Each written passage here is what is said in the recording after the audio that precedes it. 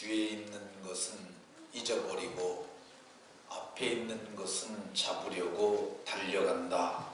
이렇게 성경이 말하고 있습니다. 그래서 오늘 본문 말씀을 중심해서 잊을 것과 잡을 것, 이런 제목 가지고 같이 은혜 받도록 하겠습니다. 먼 따라 하십시다. 잊을 것과 잡을 것. 옆 사람과 서로 인사하면서 이렇게 서로에게 복을 빌어줍니다. 뒤에 있는 것은 잊어버리시고, 조금만 기다리셨다. 뒤에 있는 것은 잊어버리시고 앞에 있는 것을 잘 잡고 달려갑시다.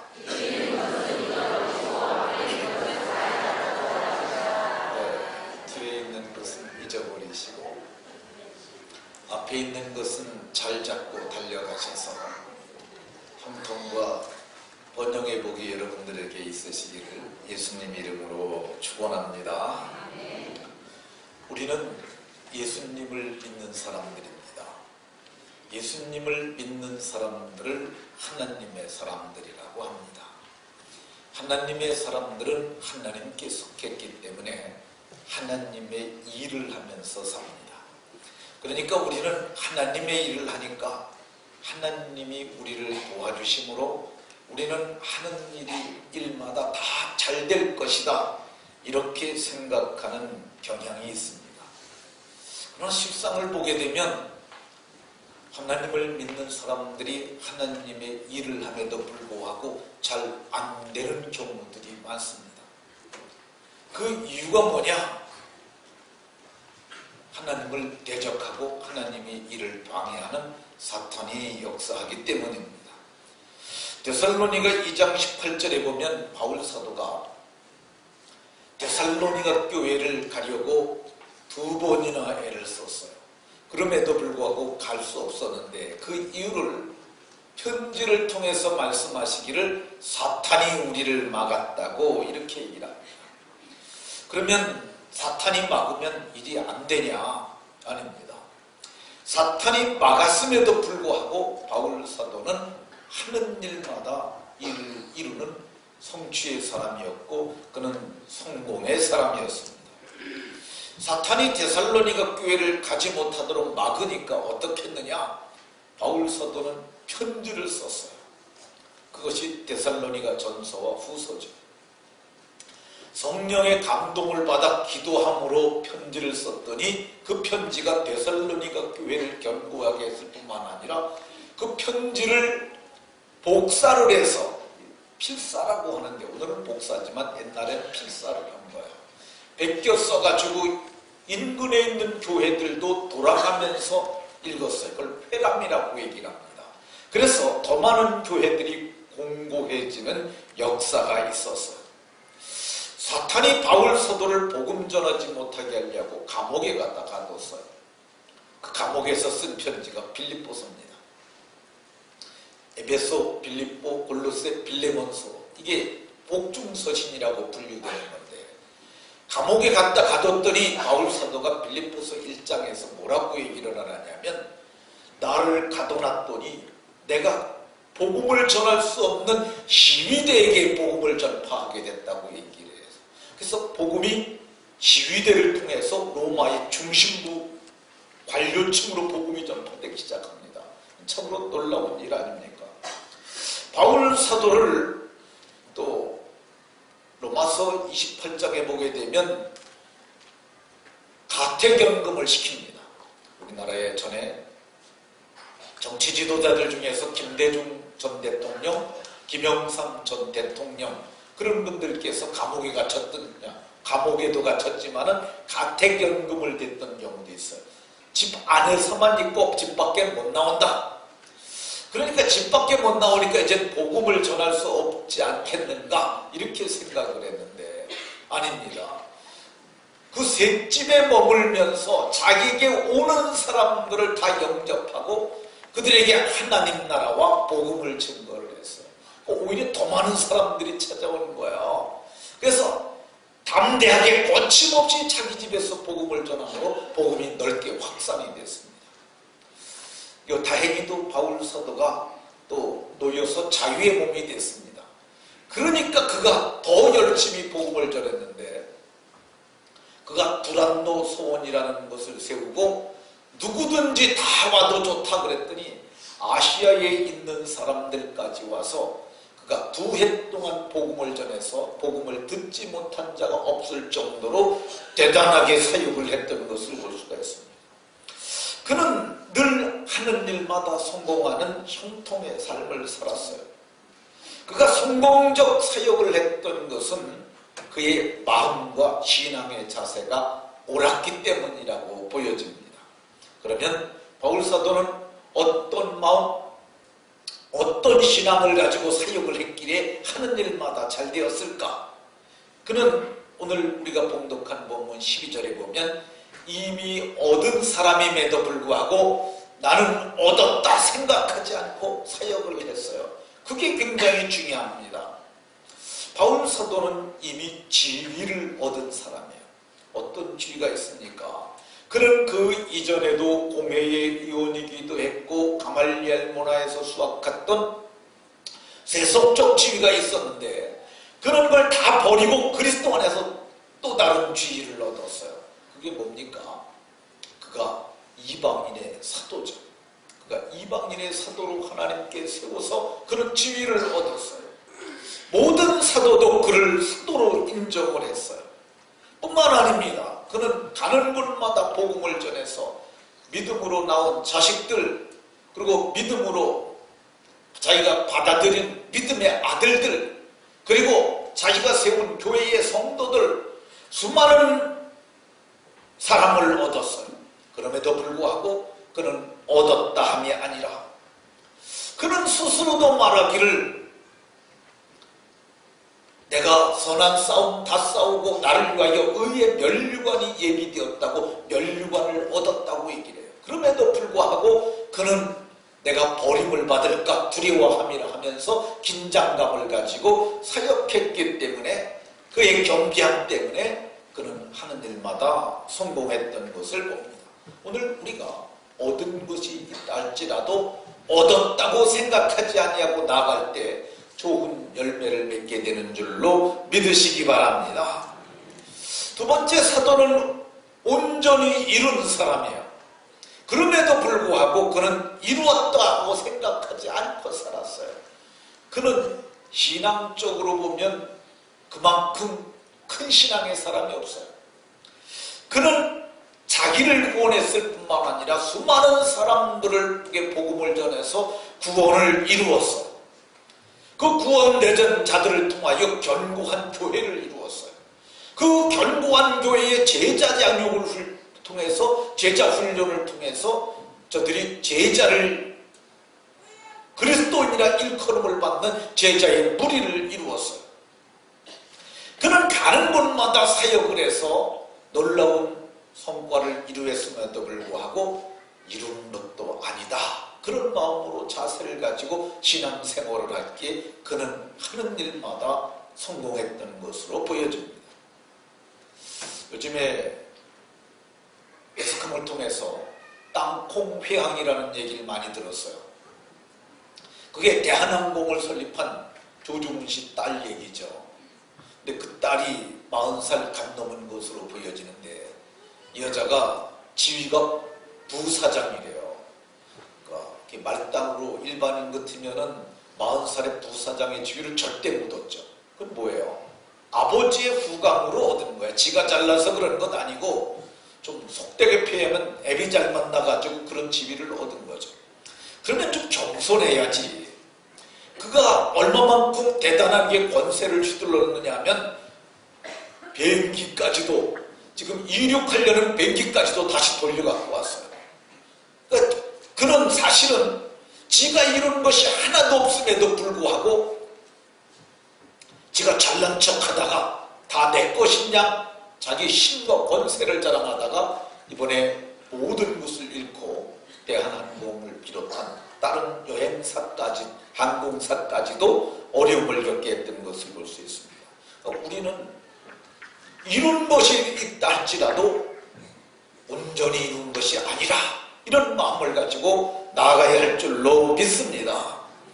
바울 사도가 그가 하는 일마다 성공하는 사역을 했던 이유는 뭐냐?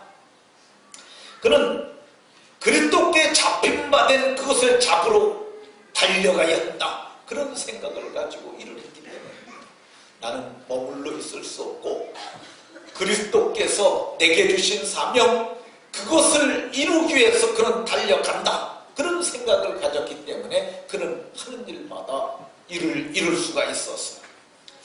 오늘 우리가 지금 달려가는 중이 아닙니까? 아직 우리는 온전히 도달하지 않았어요. 우리는 이미 구원을 받았지만 아직 그분의 나라에 들어가지 않았어요. 이미와 아직의 긴장 가운데 있는 우리는 하나님의 심판대 앞에 갈 때까지 믿음의 경주를 겸비한 마음으로 내가 이미 얻은 것도 아니고 온전히 이룬 것도 아니다. 이런 마음을 가지고 갈 때에 날마다 성취의 삶, 날마다 형통의 삶을 살게 될 줄로 믿으시기 바랍니다. 두 번째, 바울 사도가 성공적 사역을 했던 이유 중에 이유를 보게 되면 내가 뒤에 있는 것은 잊어버리고 한 일 곧 뒤에 있는 것을 잊어버리라고 했다고 얘기를 합니다. 그러니까 바울 사도가 잊으려 했기 때문에 그가 성공적으로 사역을 했는데 그럼 잊으려 했던 건 뭘까? 오늘 성경을 보면 13절에 자기가 한 일을 잊으렸다고 했다고 해요. 뭐 바울 사도가 하신 일이 어마어마하니까 그걸 다 말할 수는 없습니다. 오늘 우리가 보는 편지가 빌립보서 아닙니까? 빌립보 교회의 한 일만 우리가 한번 살펴보도록 하겠습니다. 바울 사도는 빌립보 교회를 개척한 사람입니다. 그러니까 빌립보 교회가 어떻게 세워졌느냐? 바울 사도가 빌립보 지역으로 갑니다. 왜 갔느냐 하면 복음을 전하기 위하여. 빌립보는 마게도냐의 첫성인데 거기 가서 어디서 복음을 전하며 어디서 기도할까? 강가를 거닐고 있었어요. 그랬더니 강에서 그 천을 빠는 여자들이 있었어요. 그게 루디아와 루디아 회사의 직원들이죠. 그들은 이 옷감에 염색을 하는 그런 염료 제조업을 하는 그런 사람들이었어요. 근데 바울 사도가 그들에게 다가가지 않았겠습니까? 무슨 일을 하십니까? 제가 지어낸 얘기입니다. 아마 이랬을 수도 있다는 얘기입니다. 염색을 하고 있습니다. 참 당신들의 수고로 옷감이 이렇게 예뻐지네요. 그러니까 루디아가 예쁘게 보이세요. 네. 근데 이것보다 더 예뻐야 할 것이 하나 있습니다. 루디아가 그게 뭐예요? 그렇지 않겠어요? 그것은 사람의 마음이죠. 하나님을 믿게 되면 마음이 아름다워집니다. 저 하나님 믿어요. 그러세요? 그런데 하나님께서 그 아들을 보내서 우리를 구원하신 그것도 아십니까? 그거는 잘 모르는데요. 바울 사도가 그때부터 복음을 전하기 시작하는 거예요. 그랬더니 하나님께서 루디아의 마음을 열어 바울의 말을 청종하게 하신지라 그가 예수를 믿게 되는 거죠. 그래서 첫 번째 빌립보 지역의 첫 번째 성도 루디아가 탄생이 됩니다. 근데 루디아가 여자긴 하지만은 기업을 경영하는 여장도예요. 그러니까 그 사장님을 믿으시면서 내가 만난 예수를 너네들도 믿었으면 좋겠다. 그래서 그 집이 다 믿어버려요. 그러고 나니까 루디아가 말을 합니다. 지금 예배드릴 처소가 없지 않습니까? 내가 주 믿는 자로 알거든 우리 집에 와서 유하십시오. 그래 자기 집을 내어놓고 그 집을 교회로 삼습니다. 그래서 빌립보 지역의 첫 번째 교회가 생긴 거죠. 이거 얼마나 정말 대단한 믿음의 사역입니까?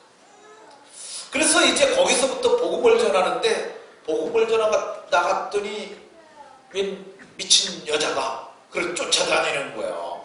그러면서 말하기를 이 사람들은 지극히 높으신 하나님의 종물들로서 구원의 길을 너에게 전하는 분들이라 이렇게 쫓아다니면서 그런 거예요. 하루도 아니고 이틀도 아니고 사흘도 아니고 계속 쫓아다니니까 바울 사도가 그 저 많은 귀신 들린 여종을 향하여 나사렛 예수의 이름으로 명령한다. 귀신아 나와라. 귀신이 그에게서 빠져나와 버렸어요. 그 여자가 점을 해서 점을 잘 치니까 소문이 났고, 그래가지고 돈을 주인에게 많이 벌어다 주는 여인이었는데 귀신이 빠져나가니까 그 여인이 금방 지각하지 않았겠어요? 아, 내게서 뭐가 나갔구나. 그 자기가 느끼는 거예요. 지난 금요일에 어떤 학생이 하나 있어서 제가 그를 위해서 기도해 줬더니, 목사님, 나한테서 뭐가 나간 것 같다고 얘기를 했는데 자기가 지각을 해요. 나간 거를 지각을 합니다. 그가 귀신이 떠났다는 걸 알고 맨정신이 돌아오니까 그 사람이 귀신에 매여 살던 사람을 자유케 한 그 예수를 믿지 않았겠어요. 두 번째 선보죠. 근데 이것이 복이 됐어야 하는데 이것 까닭에 주인이 그걸 알았어요. 귀신을 내쫓았다는 걸 알았어요. 그러니까 너무너무 화가 난 거야. 이제 저 여자가 돈을 무지무지 벌어다 줬는데 이제 틀렸잖아. 그러니까 로마 사람인 우리가 받지도 못할 풍속을 전하는 이상한 인간들이 와 있다 그러면서 관청에 고발을 해버렸어요. 감옥에 들어가게 됐습니다. 근데 그냥 들어갈 게 아니라 붙잡혀가서 매를 맞았어요. 매를 맞으니까 이 조금 맞은 게 아니라 엉덩이 살이 터져가지고 상처가 났다고 성경엔 기록을 해요. 엉덩이 살이 터지도록 매를 맞고, 아마 제가 생각하는데 점심 먹고 한 서너 시경에 그럴 것 같아요. 그래가지고 감옥에 갇혔는데 저녁밥도 안 주고 감옥에 가다 놨어요. 얼마나 좀 마음이 상했겠습니까? 내가 정말 가말리안의 문화에서 수박한 내가 수재요, 학자요, 나는 공회에서도 일할 수 있는 능력 있는 사람인데 나 같은 대학 교수가 여기 와서 매를 맞다니, 아마 인간적인 자책이나 그런 것이 조금 있었을지도 모릅니다. 어쨌든 그런데 그들이 마음을 우리가 주 예수의 복음을 전하다가 매를 맞다니, 의를 위하여 핍박을 받는 자는 복이 있는 자다 마음을 정리하고 그들이 내게 베푸신 은혜, 그걸 감사 기도하고 찬양하는 거예요. 하나님이 너무 감동하신 거죠. 원망할 상황에서 하나님께 감사와 찬양을 돌리니까 하나님이 감격하셔서 그냥 그 땅을 흔드셨어요. 그걸 우리는 지진이라고 얘기를 합니다. 옥토가 움직이고, 발에는 무쇠로 만든 착고가 쳐져 있는데 착고가 풀어지고, 감옥이 있는데 감옥 문은 새로 만들어져 있었는데 그 감옥 문이 무너져 버리고 그거 풀어져 버리고, 그러고 그렇게 됐어요. 그러니까 간수가 너무너무 놀래가지고, 아니 죄수들이 다 도망갔겠구나. 그러면 내가 문책을 받겠고 잘못하면 우리 집안까지 문제가 생기겠다. 이럴 바에 차라리 내가 목숨을 끝자고 칼을 들여서 자결하려던 차에 바울 사도가 그걸 보고 아니라 우리 도망가지 않고 여기 있다. 그러니까 너무너무 놀래가지고, 선생님 그러면 내가 어떻게 하면 구원을 받겠습니까? 그랬더니 바울 사도가 주 예수님을 믿으시오. 그러면 당신도 구원을 받고 당신 집도 구원을 받을 것입니다. 그 말을 듣고 있던 그가 너무너무 감사하고 감격해서 어차피 옥도 다 무너졌는데 우리 집으로 가십시다. 그래가지고 그들을 데리고 가서 저녁 때 가서 자기가 있었던 일을 가족들에게 얘기를 하고 우리 다 예수를 믿읍시다. 그래서 예수를 믿고 그날 밤중에, 그날에는 귀신 들린 여종을 구원하고 그날 밤에 그 집안 식구들 다 구원해서 세례받고, 그리고 세례받고 나니까 많이 아프시죠. 그래서 성경을 보면 이렇게 얘기를 합니다. 맞은 자리를 씻어주고 16장 33절에, 그리고 그래서 그 집안이 다 밥도 주고, 그래서 거기서 빌립보 교회가 세워집니다. 이거 자랑할 만한 일 아닙니까? 그런데 그런 위대한 일을 했던 것도 성경을 보면 다 잊어버렸다고 얘기를 합니다.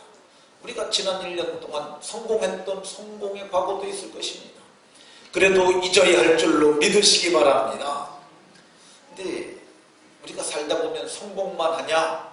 실패도 하죠. 실패. 아픈 상처가 내 마음에도 있을 수 있고 내 사업의 현장에도 있을 수 있고 직장에도 있을 수 있습니다. 근데 그것도 잊어야 합니다. 오늘 바울 사도는 한 일들, 나와 관련됐던 그 일을 다 잊었다고 얘기를 해요. 바울 사도가 사도행전 15장에 보게 되면 아픔을 겪습니다. 그 자기를 사도들에게 데려갔던 바나바와 분쟁이 시작돼요. 근데 그것 때문에 성경을 보게 되면 심히 다퉜다고 얘기를 합니다. 그리고 둘이 갈랐어요. 너는 마가를 데리고 가, 나는 신라를 데리고 가.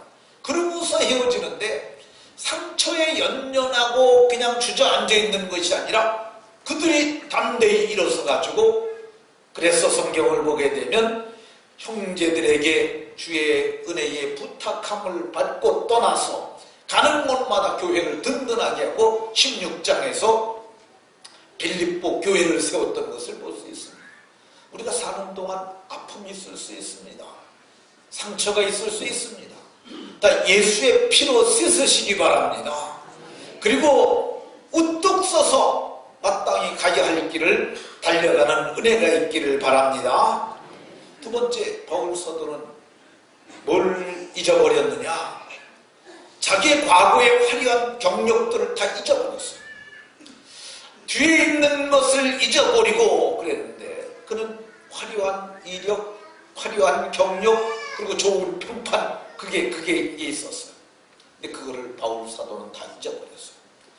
바울 사도는 출생적으로부터 그래서 육신적으로 좋은 걸 갖고 있었던 사람이에요. 바울 사도가 나는 길리기아 다소에서 났고 그러는데, 고대 근동 지방의 3대 교육도시 중에 하나가 아테네와 다소입니다. 다소는 대단한 교육의 도시였다고 얘기해요. 근데 전설에 의하면은 그 다소 성의 부시장이 바로 바울의 아버지였다고 얘기를 해요. 그러니까 얼마나 좋은 가문입니까? 근데 그는 그런 데서 태어났을 뿐만 아니라 8일 만에 할례를 받고 아브라함의 자손들에게만 주어진 특혜인데 자기 아버지가 훌륭하셔서 자기를 그렇게 했다는 거예요. 나는 이스라엘 중에 이스라엘이고 히브리인 중에 히브리인이라고 얘기를 해요. 특별히 그가 나는 베냐민 지파라고 얘기를 하잖아요. 이스라엘이 다윗 시대 이후에 왕국이 분열이 됩니다. 근데 10지파는 떨어져 나갔어요. 그리고 마지막에 남방 유다와 늘 함께했던 지파가 있는데 그게 베냐민 지파예요. 베냐민 지파는 끝까지 유다를 배신하지 않고 끝까지 함께 갑니다. 그래서 우리로서는 뭐 베냐민 지파 그러면 별 의미가 없는 것 같지만, 지금도 히브리 사람들은 지금도 지파가 있어요. 어느 지파요? 그러면 베냐민 지파요. 그러면 사람들이 한 무릎 꿇고 들어가는 그런 대단한 지파였어요. 그런 육신적으로 이런 것을 갖고 있었어요. 뿐만 아닙니다. 그는 가말리엘 문화에서 수학을 받았어요. 우리나라로 얘기하면 서울대학이 가말리엘 문화에 미치죠. 서울대는 뭐 10,000명도 넘잖아요. 가말리엘 문화는 수십 명에 불과한 아주 학자들을 양성하는 집단이에요. 근데 거기서 전설에 의하면 바울 사도가 그 가말리엘이 바울 사도를 제자로 삼고 후계자로 삼으려고 그랬다고 해요. 그러니까 얼마나 이게 대단한 학자입니까? 제가 신학교 다닐 적에 제가 석학에서 1년을 배웠어요. 그분은 진짜 석학이에요. 그러니까 17살에 도미합니다. 미국을 가는데 미국 군용 함선을 타고 밀항을 해서 미국에 가요. 27살에 보스턴 대학에서 박사학위를 받습니다. 근데 그분이 천재예요, 천재. 얼마만큼 천재냐면은, 그러니까 청년 시절에 한 번 들었던 단어를 80이 다 됐는데 그걸 기억을 하고 있어요.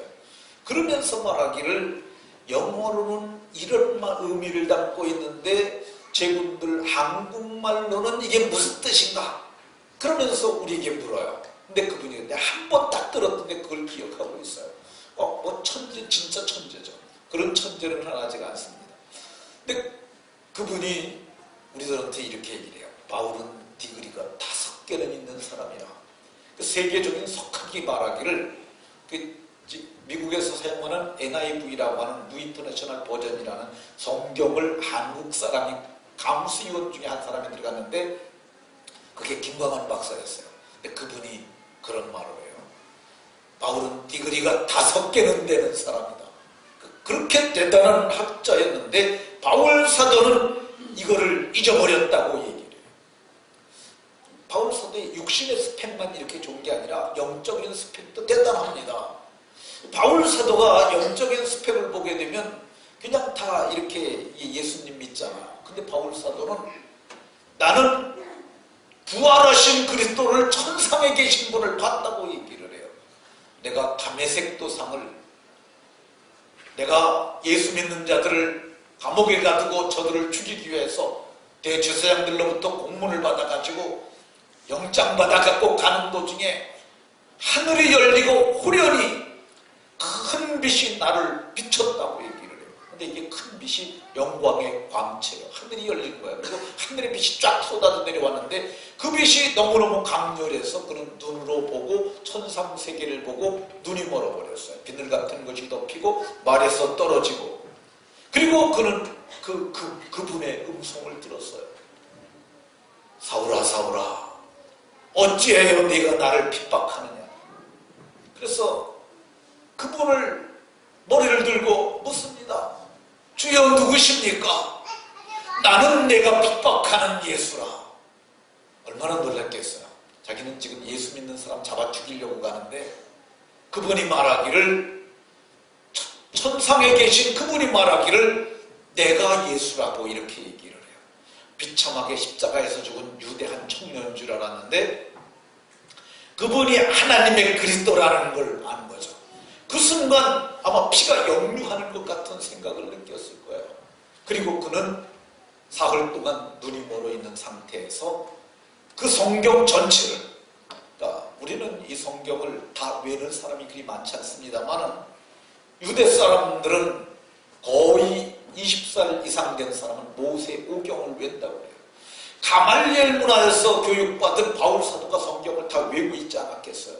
그래서 모세로부터 나 같은 선지자 하나를 세우신다고 하셨던 그분이 바로 그리스도구나. 사흘 만에 그 성경을 갖다 다 정리하고 그리스도를 전하는 그런 사람으로 거듭나게 됩니다.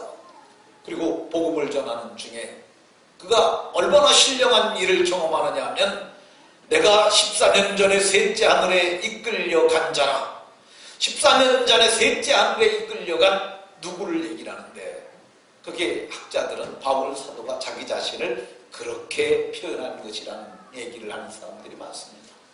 어쨌든 그는 낙원으로 이끌려가서 말로 표현할 수 없는 말을 들었는데 사람이 가히 이루지 못할 그런 말을 듣고 그런 세계를 보고 그 영광에 참여했던 영광의 스펙을, 신령한 영적 스펙을 가지고 있는 사람이에요.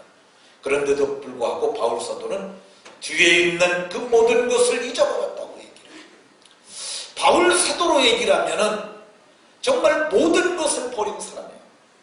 그는 자기가 가지고 있던 모든 것을 배설물로 여겼다고. 오늘 우리가 3장 보고 있는데 8절에 그렇게 얘기를 해요. 배설물로 여기고. 그는 개척을 해서 교회를 세웁니다. 두란노에서 2년 동안 했으니까 두란노 교회가 얼마나 튼튼해졌겠어요. 그렇지 않겠습니까? 그러면 거기서 성도들이 드린 헌금 중에서 그가 사례비를 받을 수 있고 집도 사택도 좀 편하게 마련해주고 거기서 평생 살 수 있었을 거예요. 그리고 많은 사람들이 그를 사도라고 존경하며 편안히 목회할 수 있었을 거예요. 바울 사도가 머물러 있지 않고 또 갑니다. 근데 이거는 위대한 포기의 이력이라 할 수 있어요. 저는 이거를 볼 때마다 어떻게 이 일을 할 수 있을까? 정말 상상이 가지 않을 정도입니다. 그렇지 않습니까? 그 모든 것을 잊어버리고 또 가는 거예요. 근데 가게 되면 뭘로 갑니까? 초라한 선교사의 모습으로 가는 거죠. 그를 추종하는, 그와 함께 동역한 몇 사람 데리고 교회 세우려고 가는 거야. 이제 빌립보서를 썼을 적에는 이미 그가 60이 넘은 노인이에요. 오늘 사람들보다 더 많이 늙었을 테니까 초라하게 머리는 빠지고 머리 색깔은 하얗고, 그런데 아무도 없는 한 명의 성도도 없는 새로운 땅에 가서 또 개척 걸어가는 거예요. 가난한 선교사, 선교비가 없을 적에는 그가 원래 랍비 교육을 받으면서 배웠던 천막만 그런 일을 하면서, 그래서 브리스길라와 아굴라를 얻지 않습니까? 그러니까 바울 사도가 이렇게 자비량, 자기 돈으로 일하면서 모든 걸 포기하고 달려가서 그랬기 때문에 그는 엄청난 일을 할 수 있었던 것입니다. 그러니까 우리에게 화려한 스펙이 있을 수 있습니다. 그런데 다 잊으라고 얘기를 합니다. 우리가 정말 좋은 경력을 가지고 있을 수도 있습니다. 그래도 그걸 다 잊으라고 얘기를 합니다. 잊을 때 위대한 사역을 할 수 있는 줄로 믿으시기 바랍니다. 그럼 바울 사도가 자기가 잡으려 했던 것도 있다고 얘기를 해요. 잡으려 했던 것, 그게 뭘까? 오늘 성경은 자기는 푯대를 향하여 이렇게 얘기를 합니다. 푯대. 문자적인 의미는 목표로 세우는 막대기가 푯대요. 막대기. 근데 제가 푯대가 어떤 것을 푯대를 할 수 있을까 생각을 해보니까, 골프장에 가게 되면 그 공 들어가는 구멍이 있잖아요. 이걸 홀이라고 그러는 것 같아요. 뭐 7홀, 8홀 뭐 그런 얘기를 하니까 요게 9홀인가 본데 거기다 막대기 세워놓잖아요. 그게 내가 보기엔 푯대요. 그래서 제가 골프 하는 분은 제가 누가 있는지는 모르겠는데, 그래서 골프 하시는 분 부인이 우리 교회에 있어요. 그 집사님이 요새 골프장 가시느라고 교회를 잘 안 나오십니다.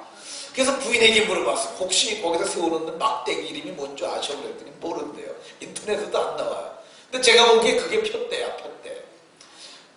마라토너가 달려가서 마지막에 이게 세우는 줄 있죠. 그게 골라인이죠, 골라인. 근데 그것이 푯대입니다. 근데 바울 사도는 자기가 가진 푯대가 있었다고 얘기를 해요. 그러니까 푯대를 향하여 그는 달려갔다고 얘기를 해요. 그 푯대가 뭐겠습니까? 주께서 명령하신 말씀을 따라 하나님의 교회를 세우는 거죠. 그는 아시아를 푯대로 삼고 아시아로 가고자 했지만 하나님이 막았어요. 그래서 그는 빌립보 지역이라서 거기서 교회를 세웁니다. 그는 로마를 가고자 했는데 로마에 가기 힘들었어요. 그런데 로마를 푯대로 정합니다. 그리고 그는 마지막에는 내가 소바나까지 갈 것이라고, 로마서 15장 28절에 그렇게 말합니다. 내가 소바나까지 가리라. 푯대를 세워놓은 거예요. 그 푯대를 따라서 마침내 가게 됩니다. 근데 오늘 우리도 이제 잡아야 될 것이 있는데 그게 푯대예요. 우리가 푯대가 없게 되면요 방황하게 됩니다. 그러니까 우리가 2014년을 마감하잖아요. 우린 지금부터 이제 며칠 동안 자기 설계를 할 필요가 있어요. 내 인생 설계를. 내가 내년도에는 뭘 할 것인가? 단기 플랜이죠. 뿐만 아니라 장기 플랜도 세워야 해요. 그래야만 우리가 이룰 수 있는 줄로 믿으시기 바랍니다. 제가 양육반 하면서 거의 마지막 때 되면은 그 꿈에 대한 얘기를 합니다. 제가 그때 꿈을 이루는 비결이라고 제가 그걸 갖다 말을 해요. 근데 이거는 제가 사실은 포천에 있는 삼성 홈플러스 화장실에서 발견한 글귀인데 저렇게 잘 되진 않았어요. 엉성한 건데 제가 완성도를 높였습니다. 그래서 훌륭한 꿈을 이루는 비결을 만들어냈어요. 꿈을 이루려면 목표가 있어야죠. 꿈을 갖는 것이 아주 중요합니다. 이게 없으면 갈 방향이 없는 거예요. 아니, 꿈이 없는데 뭘 어디를 가겠어요? 아니, 갈 곳이 정해졌는데 어떻게 가겠어요? 이게 제일 중요한 것이 꿈을 가져야 돼요. 꿈을 있어야 꿈을 이루기 때문입니다. 자, 지금 우리 서울을 가야 된다고 생각을 해보세요. 서울을 가야 한다. 종로까지 가야 된다. 그러면은 가는 방법은 합니다. 빨리 갈 수도 있고 늦게 갈 수도 있어요. 밤중에 12시쯤 차를 가져가면 40분이면 종로 도착할 거예요. 근데 한낮에 가게 되면 많이 걸리죠. 버스 타고 가는 것이 달리고 전철 타고 가는 것이 다릅니다. 근데 걸어서도 갈 수 있어요. 그러니까 걸어서 가게 되면 제가 보기에 저 정도면 10시간이면 도착할 것 같아요. 충분히 갑니다. 뭐 옛날엔 다 걸어 다녔는데 뭐 옛날에. 아니 50년 전만 하더라도 다 걸어 다녔어요. 서울 걸어 다니는 거지 뭐. 빨리 가냐 늦게 가느냐의 차이만 있을 뿐이지 꿈이 있으면 갑니다. 목표가 있으면 가요. 근데 갈 이유가 없으면은 서울을 가겠습니까? 절대 못 갑니다. 가장 중요한 건 꿈이 있어야 돼요. 근데 꿈만 있다고 되느냐? 아닙니다. 그거를 갖다가 날짜와 함께 적어놔야 돼요. 그러니까 그걸 크게 대분을 할 수 있어야죠. 바울 사도가 로마로 가야 하리라, 서바나로 가리라 이게 찍잖아요. 그래서 당시에 가히 상상도 할 수 없는 세계 여행을 갖다 3바퀴나 돌잖아요. 그 이유가 뭐냐? 이게 찍어놓은 거야. 바울 사도가 그랬던 것처럼 우리가 꿈을 날짜와 함께 적어놓으면 그것은 목표로 바뀌는 거예요. 꿈이 목표가 되고 목표를 구체적으로 요거는 몇 살까지, 요거는 몇 살까지, 요거는 몇 살까지 내가 이루겠다. 그러니까 어떻게 이루겠다는 계획까지 세우게 되면 그거는 계획이 되는 거죠. 그러니까 꿈이 목표가 되고 목표가 계획이 되고 그를 착실히 하게 되면은 이루게 되는 줄로 믿으시기 바랍니다. 바울 사도가 로마에 복음을 전하기를 원했는데 갈 형편이 못 됐어요. 근데 마침내 어떻게 갑니까? 바울 사도가 사도행전 20장 28절에 보면은 쇠사슬에 매여서 갑니다. 쇠사슬에 매여가지고 어쨌든 가긴 갔잖아요. 가려고 마음을 먹었더니 쇠사슬에 매여서 로마를 가는 거야. 로마 가서 또 위대한 일을 하지 않습니까? 사탄이 그를 갖다가 데살로니가를 가지 못하게 막았어요. 그런데 사도행전 17장에 보게 되면 암비볼리 아볼로니가로 다녀서 데살로니가에 바울 사도가 이르니 마침내 도착하게 됩니다. 그러니까 우리가 가려고 마음을 먹게 되면 목표를 세우면 능히 갈 수 있는 줄로 믿으시기 바랍니다. 그러니까 지금부터 이제 오늘 저녁에 밥 먹고 다른 거 하지 마시고 가능하면 교회에 오세요. 텔레비 안 옆에 있으면 텔레비가 자꾸 잡생각을 놓아줘서 우리가 그런 걸 못 정해. 그러니까 조용한 우리 교회는 본당을 다 열어놓잖아요. 이게 대한민국에서 아마 우리 교회만 할지도 몰라요. 본당을 개방하는 교회. 이거 왜 열어놓냐면요. 성도님들 와서 기도하고 그런 거 하라고 열어놓는 거예요. 이거 열어놓는 거 쉬운 게 아닙니다. 도둑놈들이 와서 훔쳐가기도 하고요. 또 나쁜 짓도 하고 그럼에도 불구하고 그것보다는 이게 더 크다 생각을 해서 교회 문을 열어놓는 거야. 그러니까 그거 목표를 정하십시오. 바울 사도가 잡으려 했던 것도 하나 있는데 그게 뭐냐? 부름의 상을 위하여. 부름의 상. 이 부름의 상은 승리자에게 황제가 불러서 주는 멸관을 뜻해요. 그게 옛날에는 월계수. 그러니까 이파리로 만든 풀잎사기 관이에요. 근데 그게 승리자에게 주는 관이에요. 바울 사도가 너희는 썩을 면류관을 위해서 그러지만 우리는 썩지 않을 면류관을 위해서 달려간다고 얘기를 했잖아요. 이 썩지 않을 면류관을 향해서 달려가야 할 줄로 믿으시기 바랍니다. 이거를 사람들은 크게 생각하지 않아요. 근데 예수님은 크게 생각하셔서 예수님은 그 앞에 있는 기쁨을 위하여 십자가를 참으사 부끄러움을 개의치 아니하시더니 하나님의 보좌 우편에 마침내 앉게 됐다고 얘기해요. 예수님은 이걸 크게 생각하셨어요. 모세라는 사람이 있습니다. 어제 저녁에 영화에 어디서 했는지 모르겠는데 TV 트니까 10개라는 영화가 나오더라고요. 근데 10개의 주인공은 모세죠. 근데 모세가 이제 그 바로의 왕자로 자라납니다. 근데 그때 당시 세계를 통치하던 통치자는 투트모스 2세라고 하는 바로였어요. 근데 그에게 아들이 하나 있는데 그게 람세스예요. 그리고 모세가 있었어요. 모세는 공주가 나일강에서 주워온 모세죠. 그 공주의 아들로 자라나는 거예요. 근데 거기 영화에 보게 되면 람세스하고 모세하고 왕으로 세우기 전에 그 책무를 줍니다. 너는 가서 뭐를 해라, 너는 가서 뭐를 해라. 그래서 그 결과에 따라서 잘한 사람에게 왕위를 물려주려고 해요. 근데 뭐 영화가 얼마나 고증을 거쳤는지 모르지만은 람세스에 비교되지 않을 만큼 모세가 엄청난 일을 이룹니다. 성경을 보게 되면 성경에도 그 말이 나와요. 애굽의 모든 보화보다도 더 큰 재물로 여겼는데 그게 성주심을 바라봅니다. 그런 애굽의 보화뿐만 아니라 애굽의 권세도 누릴 수 있었음에도 불구하고 그리스도를 위하여 고난받는 수모의 길을 택했는데 그게 뭐냐? 이유가 뭐냐? 상 때문에 그랬다는 거예요. 여러분들 그 상을 가볍게 여기지 마십시오. 잠시 잠깐 오게 되면 뭐 오는 데는 차례가 있지만 갈 땐 차례 없지 않습니까? 잠시 잠깐 오가 되게 되면 우리는 그분 앞에 서게 됩니다. 그래서 제가 이 믿음의 삶을 사는 삶을 세 줄로 정리를 어저께 단순화해서 한번 해봤습니다. 첫 번째, 우리가 단순하게 하게 되면 우리 삶이라는 게 예수 믿고 구원받은 게 이게 첫 번째입니다. 여러분들은 다 거기에 통과했잖아요.